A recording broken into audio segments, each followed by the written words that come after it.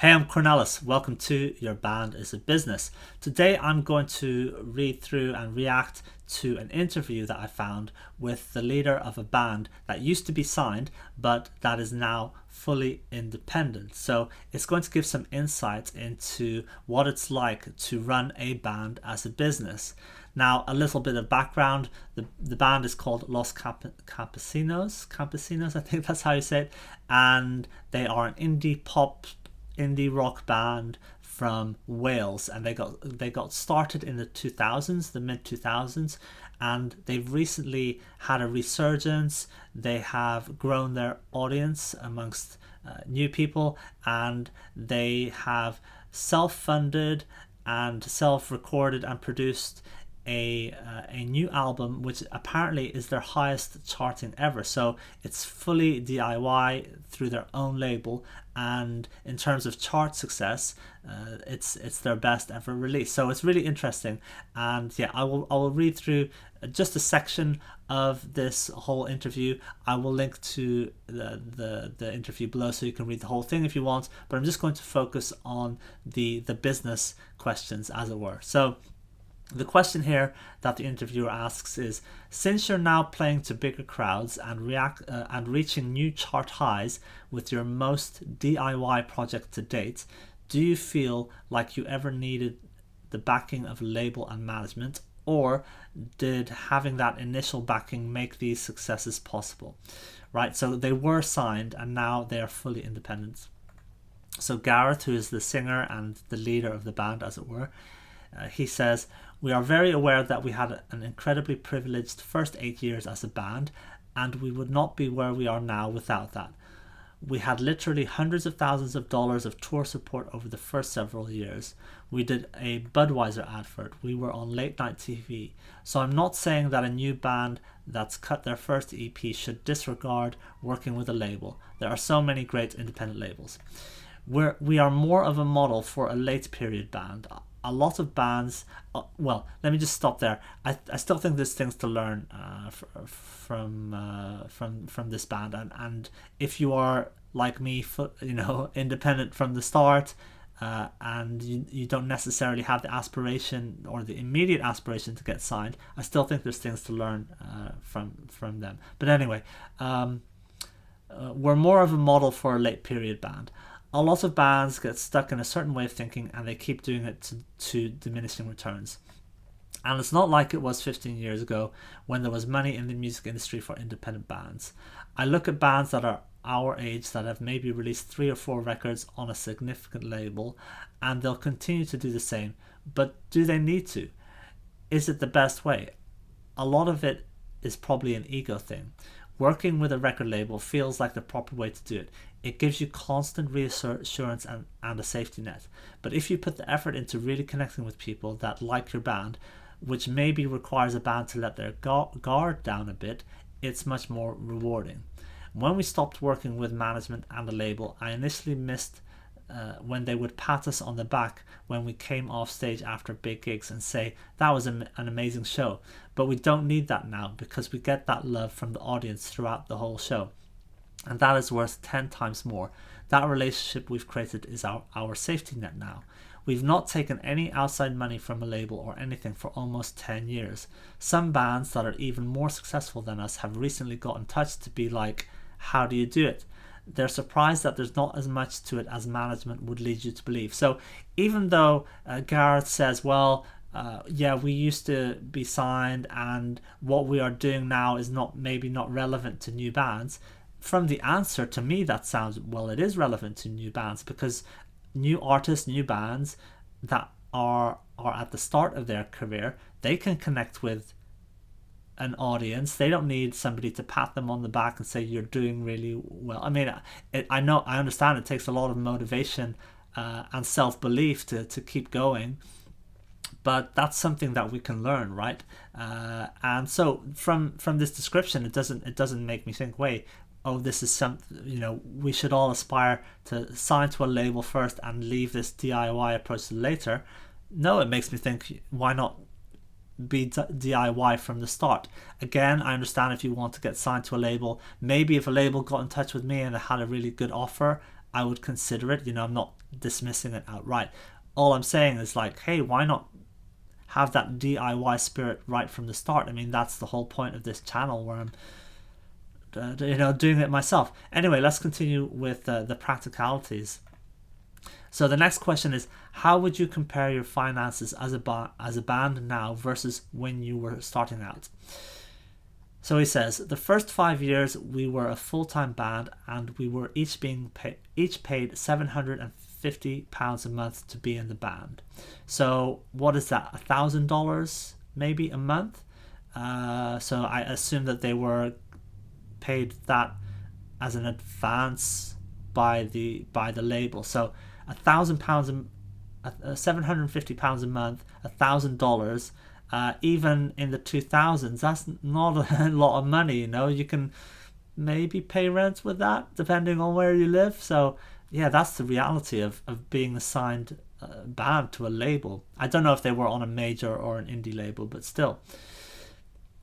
We didn't have time to work any other jobs because we were on tour. So I guess they didn't pay rent because they were in the van all the time.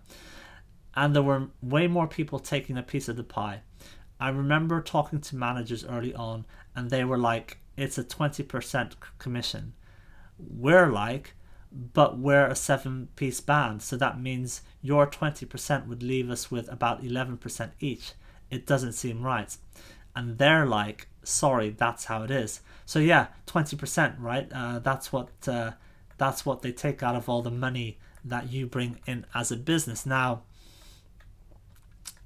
is it fair that I don't know what the ratio is in regular businesses in terms of the percentage of wages that go to the management, the C-suite, compared to the rest of the employees? Is it 80-20? Is that normal or not? I don't know. Maybe you work in the accounts side of a business and you have insight into that.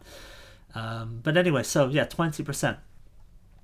Between that and the label side, you're always paying money back because the industry has a tendency to waste money. We're in a position now where we either find ways not to waste money, or we waste money on things that we want to waste money on. Like when we're on tour and we've got a day off, we'll find somewhere nice to go and eat, and we'll stay there all evening, get drunk and have a nice time. It might be kind of expensive, but it's fine because we're not paying money to a manager or label. Right? The best thing about it is that, and this is I don't like to talk about my charity work, but because it's our money, we can do what we want with it. Now, when we feel like we've earned a decent amount of money, we're in a position to do something good. We've had so much generosity from other people, it's about time we return that. So we're able to fundraise and donate money off our own back. Not even our accountant questions it. Now, so okay, he likes to give money to charity, or the people in his band like to give money to charity. But the bigger point is that they can do with their money what they want. And so having nicer food while on tour, it is, for them is more important because, it's healthy, keeps them feeling energized on, through the physical aspect of being on tour. But from a management point of view, that might seem like a waste of money, right? They want you to subsist on takeaway food, and the management might want to spend money on PR and PR agencies, which is, is that really necessary in this day and age? But then labels have close working relationships with PR companies, and they want to keep that relationship alive, so they make sure that they feed them work. All of those decisions can be made as an artist or as a band, right? And you can decide for yourself where to spend the money and what is going to be valuable. The next question, do you split the money equally among band members? We've always done that. I try not to be too business about it, but we are a limited company, so we are shareholders within Los Campesinos Limited. So it's a real business. At the end of the year, if we've done well, we can take a dividend and we all take the same amount of money. Tom and I write the songs, but it's never been a thought that we should take more money. It's a band of 7 people, and that needs to be reflected in how we do the band as a business as well. Band is a business, right? It's right here. So they are a registered company, and it sounds like the way that they've set it up, it sounds like they're all shareholders. So there's no employees in the band, as it were, and so that means that the profit of the entire business can be shared around. So that's really cool because it makes sure that everybody in the band is really motivated to do their best to make it a success. And okay, some people are doing the songwriting, but then other people are maybe taking care of logistics and the merchandise, or the planning the tour, that kind of stuff. Let's see, for the past few years, your full-time job has been working for the band. Beyond singing and songwriting, what are your responsibilities? So here's the nitty-gritty, right? So he says, after the COVID lockdowns, we realized that if I gave the band my full attention, it could make more money. I'm always busy, but it's your boring admin-y stuff. Accountancy. Until about a year ago, I ran all the merch from my garage as well.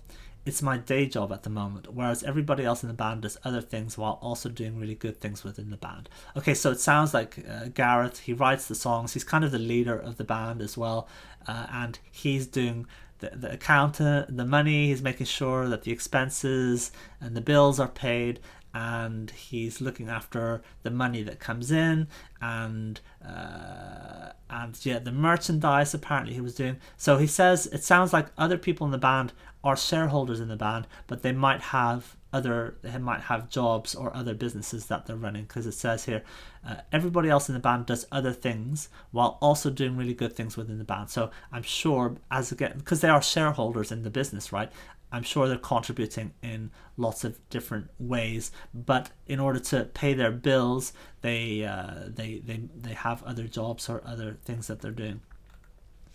How do you balance your creative side with the bookkeeping you have to do?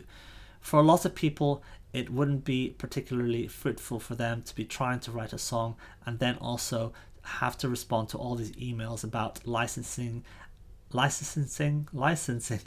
and uploading tracks to online distro and shit like that. That's not rock and roll at all, and it might not seem like it necessarily lends itself to creativity, but I try to avoid creativity until it stares me in the face. I like the admin side. It's partly because I'm a control freak and I like knowing everything that's happening with the band. I like archiving things. I love spreadsheets. I love filling out data into cells. It's between brackets laughs. A lot of it comes from my interest in soccer. As a hobby, I do a lot of data and archiving stuff, so I just applied the same ideas to the band. So yeah, it seems like Gareth is recognizing he has this nerdy side to him, which I identify with a lot.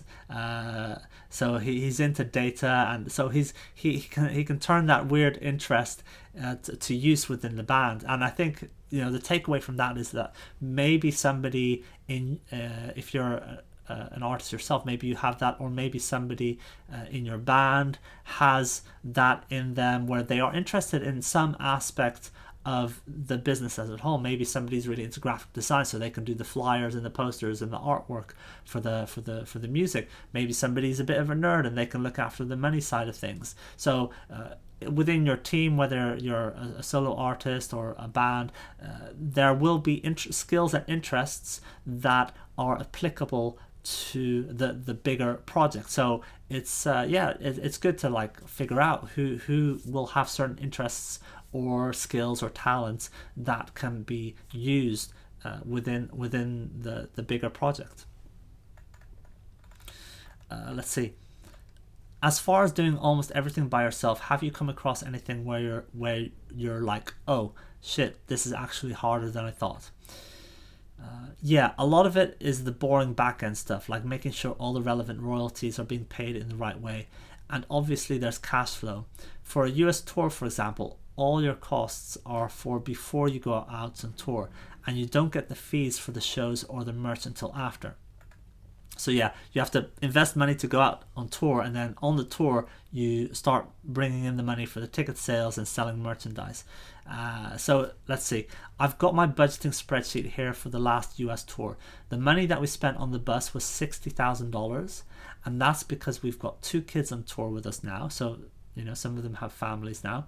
So that's our only means of traveling. You can't tell a 6-year-old and a 3-year-old they need to sit in a van for 12 hours. The flights came to 15,000. Total visa costs were like 8,000.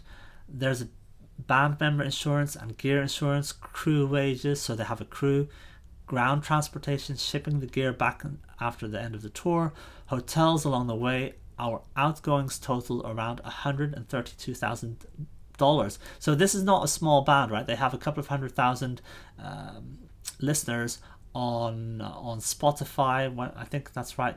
When I checked, they had a big hit in the 2000s. Well, within indie rock and indie pop, they had a hit in the 2000s. But as I said, they are seeing a new audience coming on board. There's a resurgence, as it were, of interest in this band. So it's not a small band. $132,000. That's a lot of money for most people, right? But this is a business, and businesses deal in these kinds of numbers. Anyway, so the question is about the upfront cost, and then afterwards you get the money. And then afterwards you get the money through for the shows.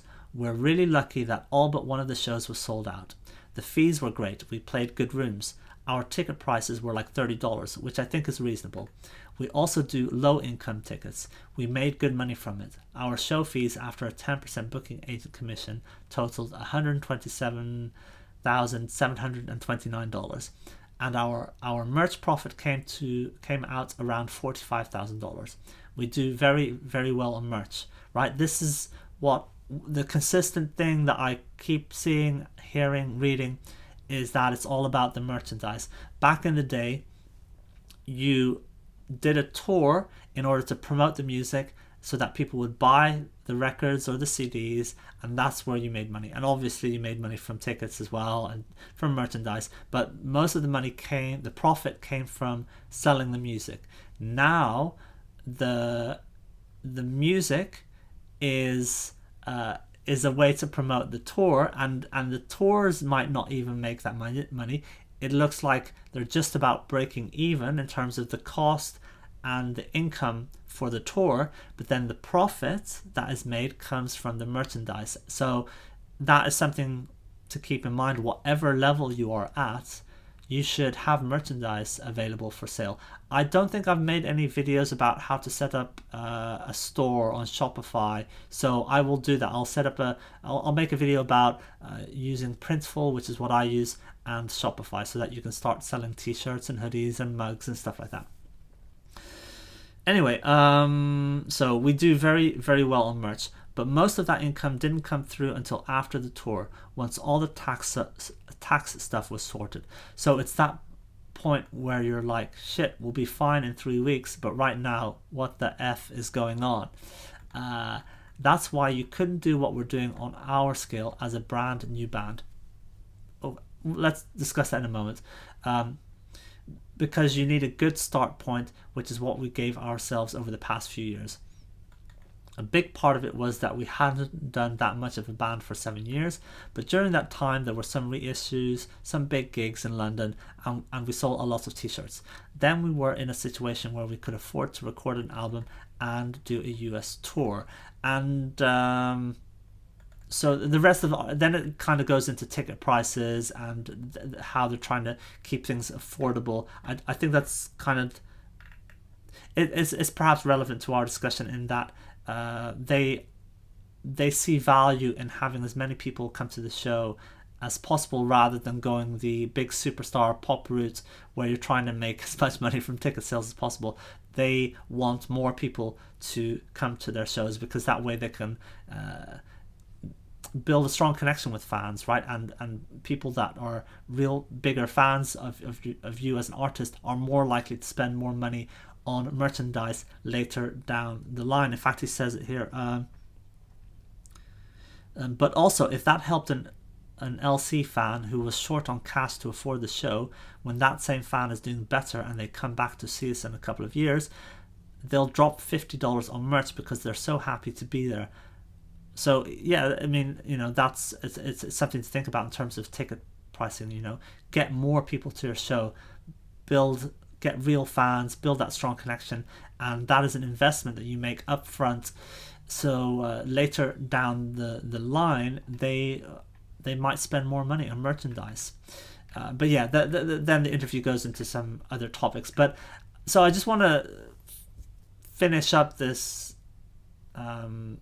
this reflection on this interview, because he talks about the fully DIY, right? So they recorded the album on themselves, they released it themselves, and then they organized this whole tour. And so what he's saying is, look, we already built up a fan base, so we could raise money to invest in the tour in order then to make money at the end of it. And every time I keep saying it, but this channel, Your Band is a Business, it sounds cynical, but at the end of the day, the point is to sustain your art, because it costs money to record music, it costs money to play a show, right? So there's nothing wrong with treating it as a business to make money so that you can keep doing it. Otherwise, you can't record music anymore and you can't tour. So the way that he describes it is like, okay, we were on a label and we built a fan base, and because of that, we were then able to leverage that so that we could go our own way. And he doesn't think bands starting out could do that, but I don't know, I disagree. I think there's lots of examples now of artists, of bands that are doing a lot and remaining independent and doing it themselves. I think this band has 7 members, right? That's going to be a challenge if you have to make money and divide the money between 7 different people. Plus, some of them have families now, so right, you're not just making money for yourself, but you have to look after a family as well. So I think that is maybe skewing his perspective. But if I think about a situation where you are maybe a solo artist or a band that has 3 or 4 members, you know what, then I think it becomes feasible, because you only have to earn enough money for yourself. So then things like solo shows become options, right, where you are just performing on your own, whether that's with a backing track or with a piano or a guitar, and that you don't need a crew to do a tour that way. Or you can do house shows where people will invite you to their home, into their living room, and then there's a donation from the people that attend the show, and that money goes directly to you. Maybe you can give some of that to the person that is hosting the night, although there might be laws about that, about getting payment for hosting a gig at your house. I don't know about that, but certainly I don't think there's anything illegal or wrong about asking for a donation, and you can sell merchandise. And there are people, I've seen some examples of this, where doing these kinds of house shows is very lucrative in terms of the amount of money that you make versus the cost of doing that. And that could be house shows just in your city or in the neighborhood, or actually going on a house show, home show tour. There's people that actually do that, and I've seen people talk about how lucrative that is compared to going out on tour with a band, because then you have to have a van and you have to maybe have a sound engineer with you or some kind of roadie, and hotel costs and all that kind of stuff. It just the cost of that is so much more. Now obviously it's a lot of fun to play with a band, and that's something to